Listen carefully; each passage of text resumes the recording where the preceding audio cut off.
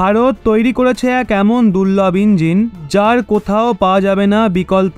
এখন ভারত সোজাসুজি পেট্রোল ডিজেলের অস্তিত্বই শেষ করতে চলেছে। আরব দেশের বাজতে চলেছে ব্যান্ড, অটোমোবাইল সেক্টরে আসছে নতুন ক্রান্তি। আসলে বন্ধুরা, ভারত একের পর এক দুর্লভ টেকনিক বিকশিত করছে, যেই বিষয়ে কেউ কখনো ভাবতেও পারেনি। এখন পরিস্থিতি এমন হয়ে গেছে যে ভারতের এই ক্ষমতাকে দেখে বিদেশি কোম্পানিগুলো নিজে থেকেই ভারতে আসতে চাইছে, ভারতের সাথে কাজ করার জন্য অতিষ্ঠ হয়ে উঠছে। একটা সময় ছিল যখন বিদেশি কোম্পানিগুলো ভারতে আসতে ভয় পেত, কেবলমাত্র জাপান এবং চীনেই ম্যানুফ্যাকচারিং প্ল্যান্ট লাগানোর কথা চিন্তা করত। কিন্তু যবে থেকে করোনা পুরো বিশ্বতে তাণ্ডব চালায়, তারপর থেকে এই কোম্পানিগুলো সঠিক পথে এসছে। সেই সময় ভারত এতটা পরিশ্রম করেছে যে পুরো বিশ্বতে তার নিজের একটা আলাদা পরিচয় তৈরি হয়েছে।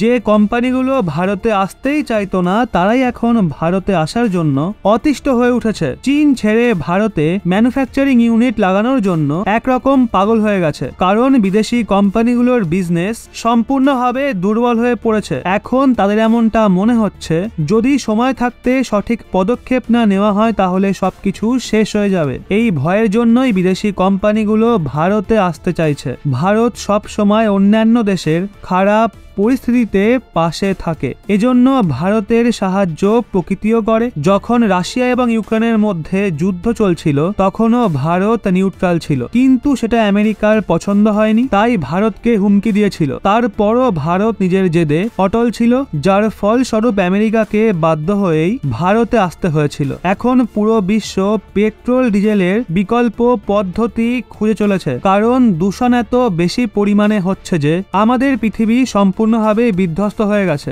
আর অন্যদিকে আরব দেশ প্রায় সময়ই তাদের দাদাগিরি দেখায়, যখন ইচ্ছা ডিজেল পেট্রোলের দাম বাড়িয়ে দেয় এবং সাপ্লাইকেও কম করে দেয়, যার ফলে পুরো বিশ্বকেই মূল্যবৃদ্ধির সম্মুখীন হতে হয়। তাছাড়া বেশিরভাগ ভারী যানবাহন ডিজেল পেট্রোলেই চলে, কিন্তু ভারত এখন এর অস্তিত্বই শেষ করতে চাইছে। এখন ভারত আরব দেশের দাদাগিরিতে লাগাম লাগাতে চলেছে। বর্তমান সময়ে ভারত তার তেলের প্রয়োজনীয়তাকে পূরণ করার জন্য সম্পূর্ণভাবে অন্য দেশের ওপর নির্ভরশীল হয়ে আছে। তথ্য অনুযায়ী ভারতে ব্যবহৃত হওয়া তেলের প্রায় 87% ইম্পোর্ট করা হয়ে থাকে। এজন্য ভারতকে খুব বড় পরিমাণে বিদেশি কারেন্সির ব্যবহার করতে হয়। এছাড়াও দেশের ট্রান্সপোর্টেশন সেক্টরে যতটা তেল খরচ হয় তার 60% তেল ব্যবহার করে শুধু কার্গো ট্রাক। ভারতের পক্ষ থেকে এই বিষয়ে জোর দেওয়া হচ্ছে যাতে দেশের বেশিরভাগ যানবাহন পেট্রোল এবং ডিজেলের মতো কনভেনশনাল ফুয়েলের পরিবর্তে ইলেকট্রিক ফুয়েল দিয়ে চালানো হয়। এজন্য সরকারের পক্ষ থেকে সাবসিডিও দেওয়া হচ্ছে। কেন্দ্রীয় সরকারের সাথে সাথে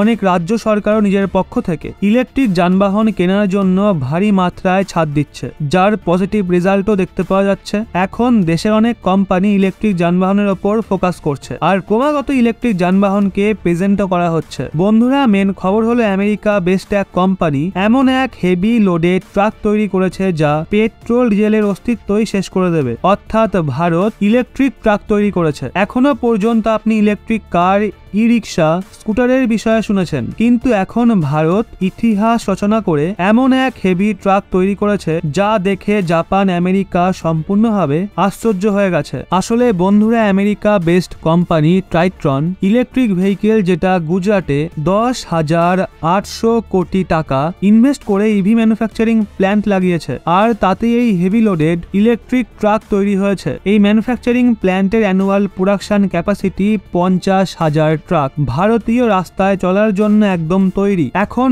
ভারতের ইলেকট্রিক ট্রাকের ম্যানুফ্যাকচারিং এর ক্যাপাসিটি এত বেশি যে অন্য দেশেও made in India electric truck export করা যাবে। ভারতে তৈরি হওয়া প্রথম এই ইলেকট্রিক ট্রাককে ফুল চার্জ করার পর এতে 45 টন লোড নিয়ে 300 কিলোমিটার পর্যন্ত নিয়ে যাওয়া যাবে। ট্রাককে চার্জ করার জন্য 16টা কোম্পানির সাথে কথা বলা হয়েছে। অন বোর্ড চার্জিংও অ্যাভেলেবেল রয়েছে। এই ট্রাকে 12টা গিয়ার আছে। এই ট্রাককে ভারতের রাস্তা এবং এনভায়রনমেন্টের হিসাবে ডিজাইন করা হয়েছে। এখনো পর্যন্ত 22,000 ট্রাক বুক হয়ে আছে। সেলস টার্গেট প্রথম বছরে 200টা ট্রাকের। আপনাদের বলে রাখি, কোম্পানি তার প্রথম ট্রাক 3 বছর আগে আমেরিকাতে তৈরি করেছিল, আর এই ট্রাক তারই এক্সপিরিয়েন্স দিয়ে তৈরি করা হয়েছে। এই ট্রাক যে কোনো রাস্তায় খুবই সহজে চলতে সক্ষম। আর এই ইলেকট্রিক ট্রাক ট্রাইট্রন কোম্পানির মালিক হিমাংশু প্যাটেলের তত্ত্বাবধানে তৈরি করা হয়েছে। আপনাদের বলে রাখি, হিমাংশু প্যাটেল গুজরাটের স্থায়ী অধিবাসী। প্রায় 1.5 দশক ধরে আমেরিকাতে ইলেকট্রনিক্স এবং ইলেকট্রিক ভেহিকেলের সাথে অ্যাটাচ রয়েছেন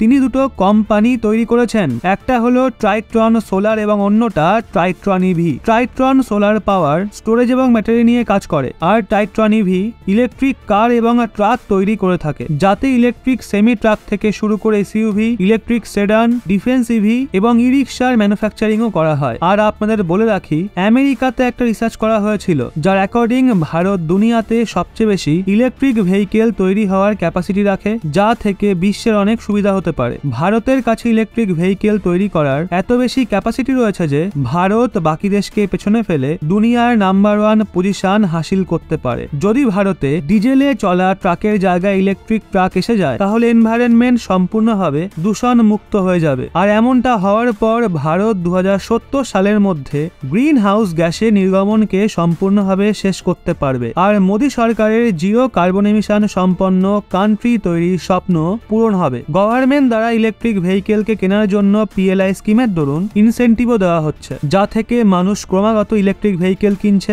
এমনটা করায় তারা সাবসিডি সুবিধা তো পাচ্ছেই, তার সাথেই ডিজেল এবং পেট্রোলে চলা যানবাহনের তুলনায় ইলেকট্রিক ভেহিকেল চলায় প্রতি কিলোমিটার যাওয়ার খরচাও কম হচ্ছে, যার জন্য ইলেকট্রিক ভেহিকেলের ব্যবহার ক্রমশ বাড়ছে। এখন গোটা বিশ্বে চলবে মেড ইন ইন্ডিয়ার রাজত্ব। ভারত হবে ইভি যানবাহন তৈরি করা প্রধান দেশ। এখন ইভি ম্যানুফ্যাকচারিং এর মামলায় পুরো বিশ্বতে ভারতের মোকাবিলা কেউ করতে পারবে বলে মনে হয় না। বন্ধুরা, ভারতের আরো এক কীর্তি সম্বন্ধে জানতে এন্ড স্ক্রিনের ডান দিকের ভিডিওটি চেক করুন। তো বন্ধুরা, খবরগুলো পেয়ে আপনাদের কেমন লাগলো তা কমেন্টে অবশ্যই জানান।